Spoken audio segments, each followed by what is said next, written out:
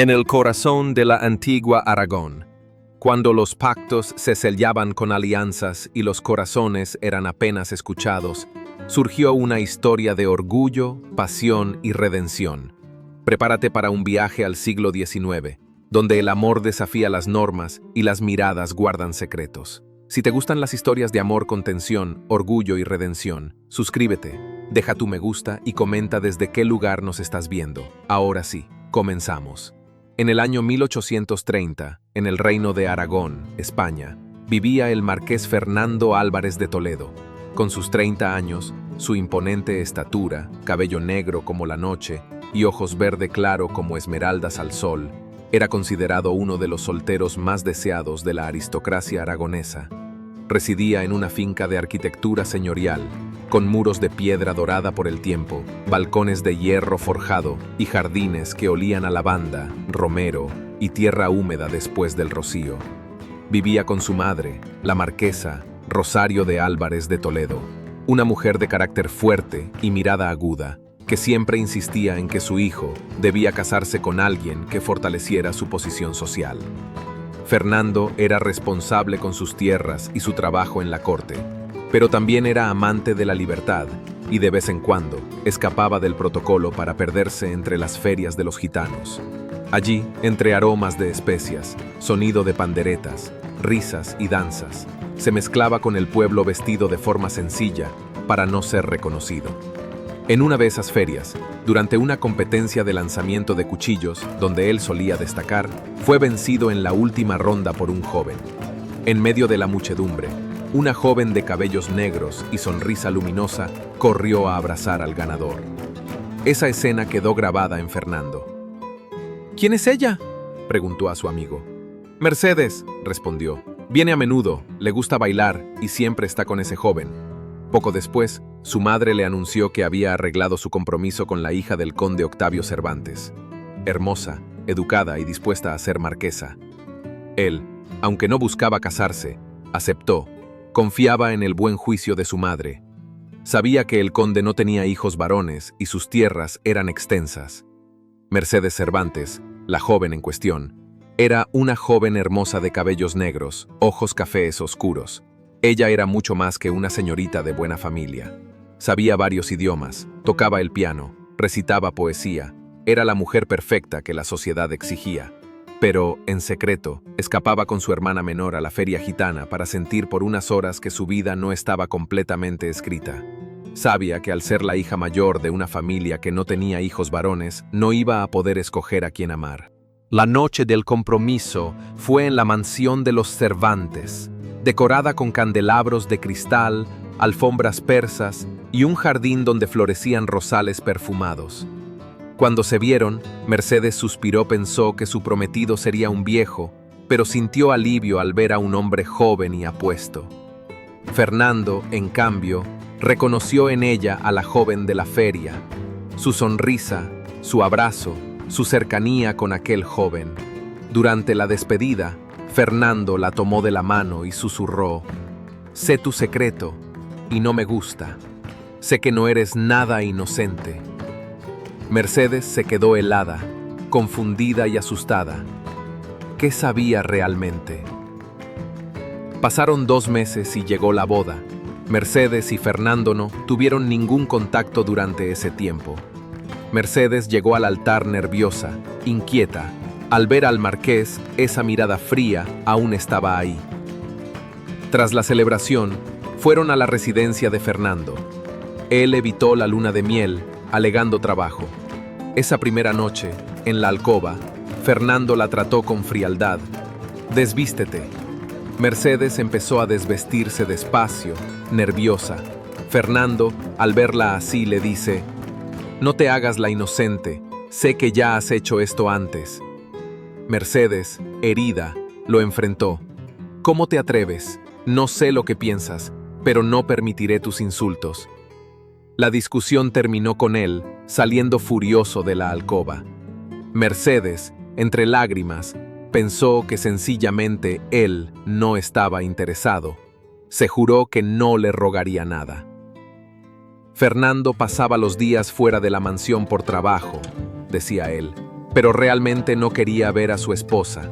Mercedes, en cambio, empezó con sus obligaciones, organizando la mansión, eventos sociales y todo lo que se espera de la marquesa Álvarez de Toledo.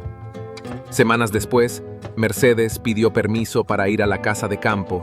Necesitaba un poco de aire de libertad, sin saber que Fernando ya estaba allí. Al llegar, montó un caballo y salió a cabalgar. El viento en su rostro se sentía tan bien. Pensé que sería diferente, pero es más de lo mismo. Se sentía atrapada.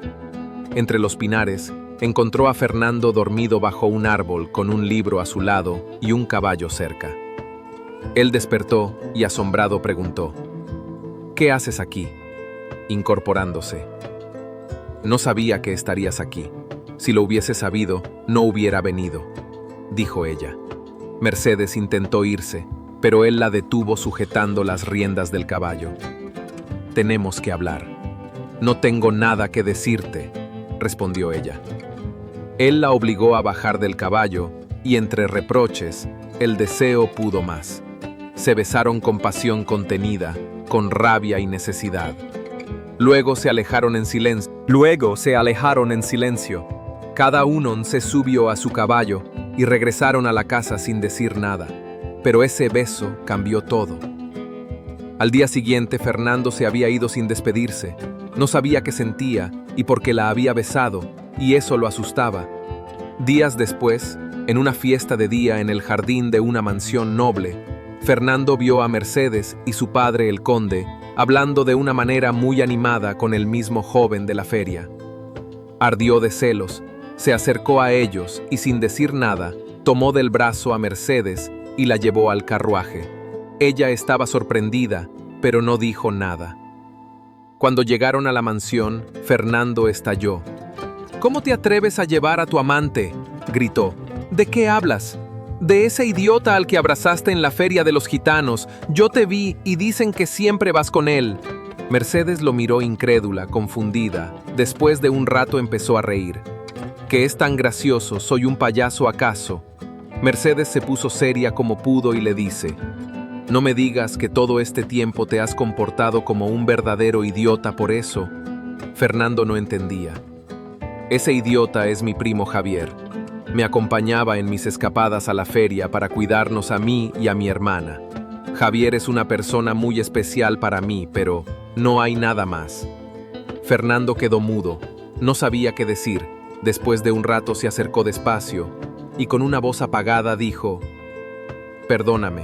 Debí averiguar más antes de juzgarte. Lo siento». Quiso tocarle la cara a Mercedes, pero ella, con tono firme, respondió: «Si ya quedó todo aclarado, me voy a dormir». Pero él no la dejó ir. La besó con ternura y luego con fuego. Ella correspondió con la misma pasión, con la misma necesidad. Esa noche se amaron con intensidad. La desconfianza se quebró. Había amor, aunque no lo supieran aún. Unas semanas después, Fernando sorprendió a Mercedes llevándola a la feria gitana. Quería que ella sintiera que podía sentirse libre con él. Entre música y risas se divirtieron mucho. Él volvió a competir con cuchillos, ganó y Mercedes lo abrazó orgullosa. Pero un hombre borracho, vencido por Fernando, los sorprendió y a ella la empujó y trató de herir al marqués. En la pelea, Fernando fue herido en el brazo. Mercedes, con un gran palo de madera, golpeó al atacante en la cabeza en un descuido, y esto ayudó a Fernando, quien derrumbó al hombre y lo venció. De vuelta en casa, lo curó con esmero. «Estoy muy orgullosa de ti, mi valiente marqués», susurró. Él la tomó entre sus brazos, porque la necesitaba, siempre la necesitaba. «Cuánto te amo, mi Mercedes hermosa». A pesar de estar herido, esa noche se amaron con intensidad. Era una mañana clara, pero el aire estaba enrarecido. El sol bañaba los muros color arena de la mansión de los Álvarez de Toledo y los naranjos del jardín desprendían un perfume dulce que contrastaba con la inquietud que se respiraba dentro. Las rejas del portón principal, de hierro forjado y curvaturas barrocas, vibraron con fuerza cuando una carreta militar se detuvo frente a la entrada. Los soldados bajaron con paso firme. El estandarte de la corona ondeaba en su lanza, como una amenaza decorada en oro. El comandante, un hombre de rostro endurecido por la guerra, golpeó con fuerza la aldaba. No pidieron permiso. Entraron. Mercedes, que arreglaba unas flores en el salón, alzó la cabeza al oír los pasos. Su corazón se detuvo por un instante. ¿Qué significa esto?, preguntó la marquesa madre desde lo alto de la escalera, con la voz impregnada de autoridad y temor. Fernando Álvarez de Toledo está acusado de traición a la corona. Debe acompañarnos inmediatamente. Fernando apareció al pie de la escalera, sereno, con la mirada fija en los hombres que venían por él. Vestía una camisa blanca ligeramente arrugada y sus botas resonaban en el mármol como tambores de despedida. Mercedes corrió hacia él. «Esto es un error», gritó, tratando de interponerse. «Fernando, di algo». «No te preocupes, mi vida, todo se aclarará», dijo él, intentando sonreír, aunque su rostro ya anticipaba el infierno. La marquesa bajó corriendo. Sus manos temblaban mientras agarraba el brazo del comandante. «Mi hijo ha servido fielmente a la corona. No permitiré esto. Las órdenes vienen de Madrid. Tiene derecho a defenderse, pero debe venir con nosotros». Los caballos partieron levantando polvo. Mercedes cayó de rodillas frente a la puerta, con las manos crispadas sobre el vestido. La marquesa la abrazó, con los ojos enrojecidos, el alma quebrada y el orgullo desgarrado. Los días se convirtieron en semanas. Las cartas no llegaban. Los rumores crecían como hiedra venenosa por los corredores del poder. En los calabozos húmedos de Madrid, Fernando era interrogado sin descanso. La tortura no dejaba marcas visibles al principio, pero con el tiempo, su cuerpo empezó a hablar en silencio. Cicatrices en la espalda, golpes en el rostro, hambre en los ojos. La marquesa movió hilos, tocó puertas cerradas, pidió favores a enemigos antiguos. El apellido Álvarez de Toledo aún tenía peso y lo usó hasta vaciarlo. Finalmente, tras casi 6 meses de lucha y oscuridad, llegó la orden de libertad. Se descubrió que el traidor había sido el hijo del duque García y otros más. Se había demostrado la inocencia de Fernando, aunque había tardado mucho. Era una tarde gris cuando Fernando cruzó de nuevo los portones de la mansión. El cochero que lo trajo no dijo palabra. Nadie lo anunció. Solo bajó lentamente, apoyado en un bastón improvisado. Su silueta era más delgada, su ropa le colgaba, su cabello estaba más largo, sus ojos eran los de un hombre que había visto la muerte y había vuelto. Mercedes salió corriendo al oír pasos en la entrada. El corazón le latía tan fuerte que no sabía si iba a correr o a desmayarse. Y allí estaba él. «Fernando», susurró ella, sin atreverse a creerlo. Él alzó la mirada. Una lágrima cayó por su mejilla, sin que se molestara en esconderla. Mercedes corrió hacia él. Sus manos temblaron al tocar su rostro. «Dios mío, ¿qué te hicieron?». Fernando la abrazó con la fuerza que aún le quedaba. Olía a lluvia, a cuero viejo, a piedra húmeda, pero también a hogar, a regreso. La marquesa llegó tras ella. No dijo nada, solo lo rodeó con los brazos. Por primera vez, el silencio hablaba más que cualquier grito. El amor no había vencido por completo, pero había resistido. Y eso, en tiempos de traición y castigos injustos, ya era una victoria. Fernando dejó la política, se dedicó a sus tierras y a Mercedes. Con el tiempo, el resentimiento fue sustituido por pasión, la pasión por amor y el amor por devoción. Así vivieron los marqueses Álvarez de Toledo, 2 corazones que aprendieron a amar con heridas, besos y segundas oportunidades. ¿Te gustó esta historia? Si es así, dale like, suscríbete y activa la campana para no perderte los próximos relatos de amor de época. Déjanos en los comentarios qué tipo de historia te gusta más para escribirla. Esto fue Versos de un romance. Nos vemos en la próxima historia.